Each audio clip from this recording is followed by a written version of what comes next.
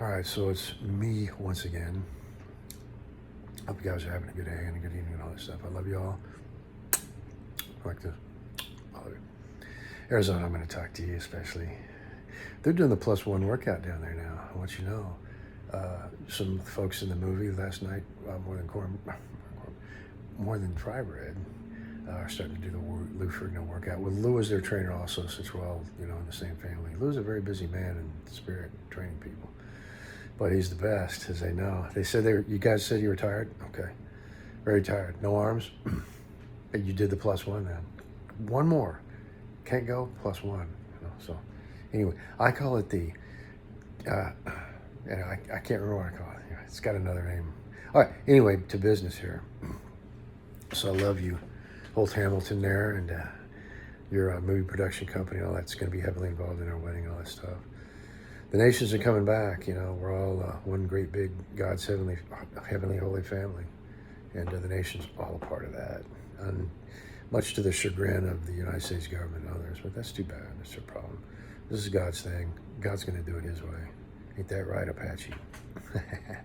Oh man. Okay. Anyway, so what I was going to talk about, most of all, was about an incident that took place. It was this morning, in the Oval Office of. Hang on a second. I want you to know I'm a Chips Ahoy fan. This is not an endorsement. Or is it? Let me eat this real quick.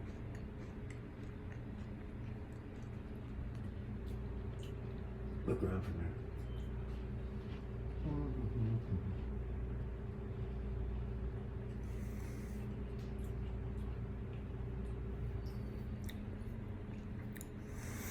I do like Chips Ahoy. So the incident that took place in the Oval Office this morning between Donald J. Trump, President of the United States, and Pete Hegseth, the Secretary of War, against Mark Morris, and against the natives, against the tribes and nations. So anyway, they're the armies that are coming back with us. So here's the deal.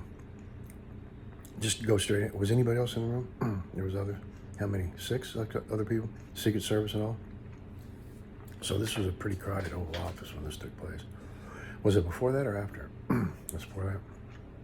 This incident in Trump's office, Oval Office, took place before he did an executive order claiming the name of the Lake Ontario is now Lake America.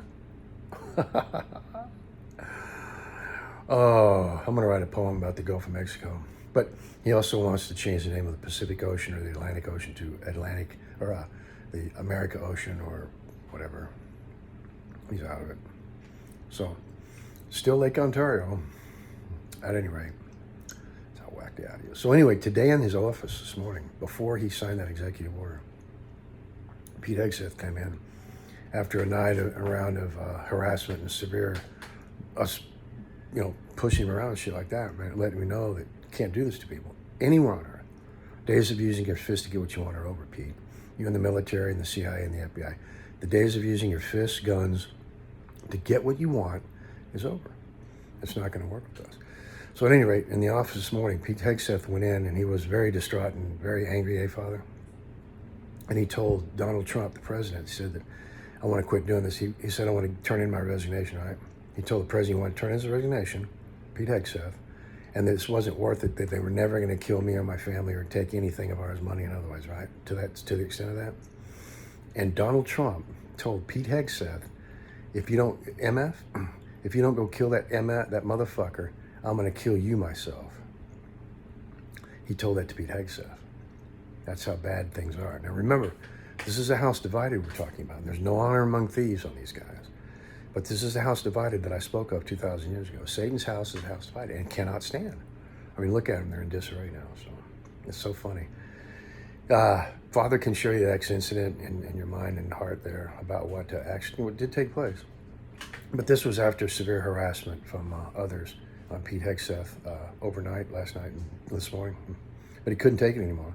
And he went into turn in his resignation. And Donald Trump said, if you don't kill that motherfucker, I'm going to kill you myself.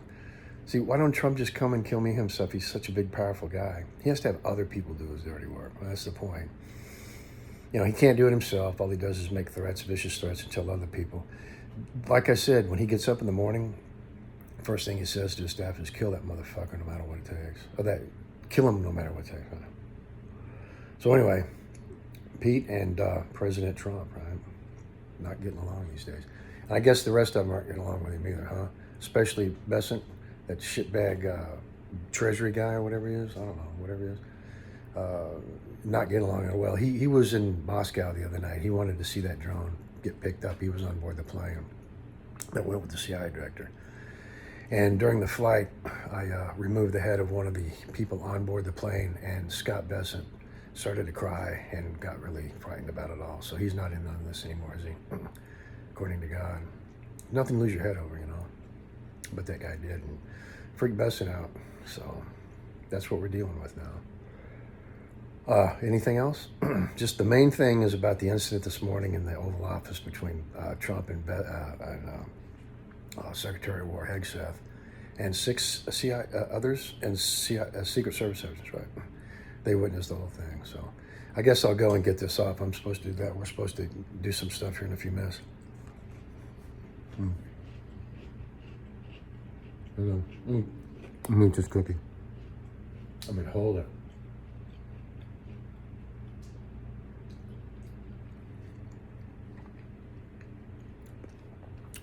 I'm good. Well, that's wild, ain't it? I think that's my first shit. I was like, really? When Charlie Feldman told me that this day, didn't you, Charlie? My son told me about that today. I love talking to you, Charlie. I can't wait till we actually get together and talk all the time. I asked him if I could come into his room and talk, just talk stuff, you know, and sit down and talk. And he said, sure, anytime I want to come in. So I'm going to be in there all the time, Charlie Feldman. Me and you, bud, okay? That's my number. We're welded to the hip and heart. And you all know now that Charlie Feldman is no joke, man. This guy's serious. And he's only going to get bigger, taller, you know. So anyway, I guess I'll cut this off. I love my family. I love everyone. The Crosses, everyone that always care. Paula, Gwen, Ashley, and St. Louis Housing Authority. Rent Cafe, yeah, they're all over this. And so, Miss Cook. I said Miss Cook. Miss Cook, yeah, Annette, and good nurse. I love you, Sanagati, my dear wife. Kids, I love you, Mallory, Bale, and Mr. Charlie. I love you guys. And everyone else, too, that I'm not thinking of. So I'll go ahead and cut this off and send it off. Is that cool? Anything else? Okay. I'm told that's all. Just remember the incident that all of us.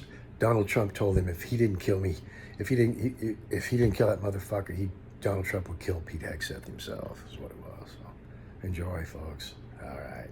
Charlie?